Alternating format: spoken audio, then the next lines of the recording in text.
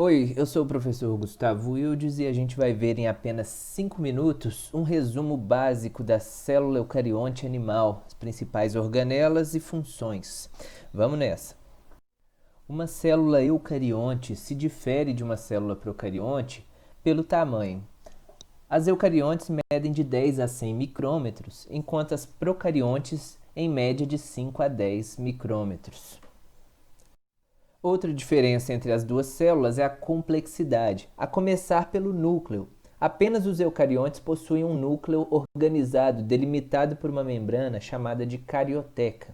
No interior dessa membrana, a gente vai ver uma substância gelatinosa, o nucleoplasma, onde estão mergulhados os cromossomos da célula.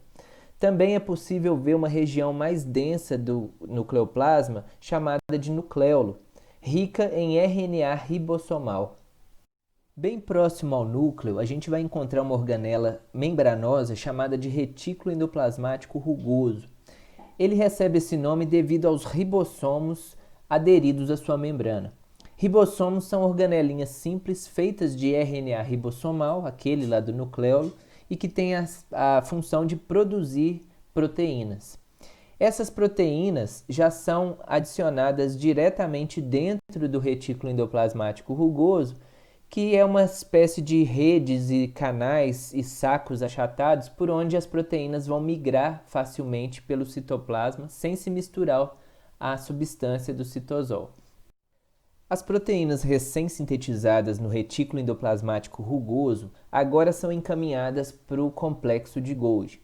É uma outra organela também membranosa, onde essas proteínas vão ser, além de armazenadas, modificadas. Elas recebem uma espécie de acabamento final, ficam no seu formato próprio para agir no organismo. Essas proteínas que são encaminhadas para cá são normalmente proteínas que vão ser exportadas para fora da célula. Então, o complexo de Golgi embala essas proteínas em vesículas e as exporta.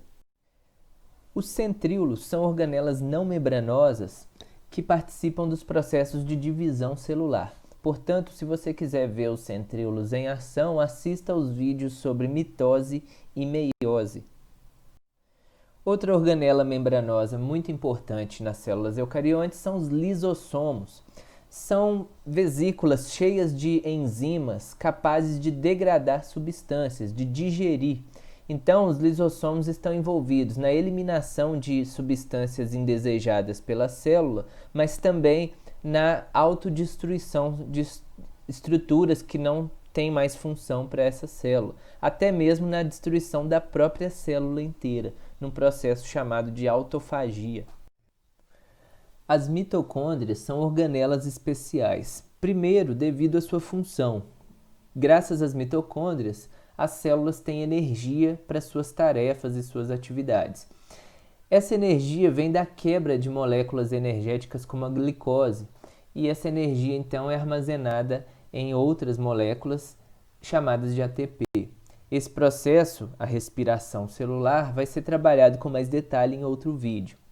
Mitocôndrias também são especiais porque acredita-se que elas têm uma origem evolutiva de células procariontes que invadiram o citoplasma de outras células e passaram no início a viver em simbiose e depois perderam sua identidade própria e passaram a ser, então, simples organelas citoplasmáticas. Dentre os detalhes que corroboram com essa hipótese estão a presença de membranas em forma diferente, né? Elas possuem duas membranas, enquanto as demais organelas é uma só. A estrutura dessas membranas é diferente. Elas possuem DNA próprio e também se dividem independentemente da célula.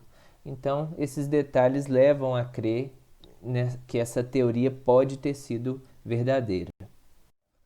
Uma série de microtúbulos feitos de proteína que sustentam e dão formato à célula eucarionte é chamada de citoesqueleto. O nome é uma analogia com o esqueleto dos organismos pluricelulares porque mantém o formato e a estrutura da célula, mas não são organelas formadas por membrana. E por último, o retículo endoplasmático liso, que se difere do rugoso ou granuloso além de não possuir os ribossomos aderidos, também pela sua função. Essa organela é responsável por produzir outros tipos de moléculas orgânicas, principalmente lipídicas.